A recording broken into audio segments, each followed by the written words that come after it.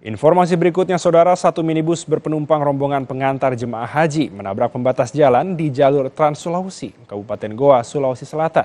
Belasan penumpang kritis dan dibawa ke rumah sakit.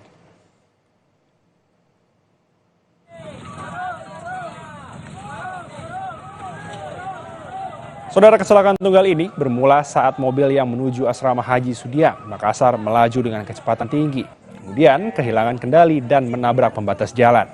Warga yang berada di lokasi segera menyelamatkan para korban dan memindahkan mobil agar tak menyebabkan kemacetan lalu lintas.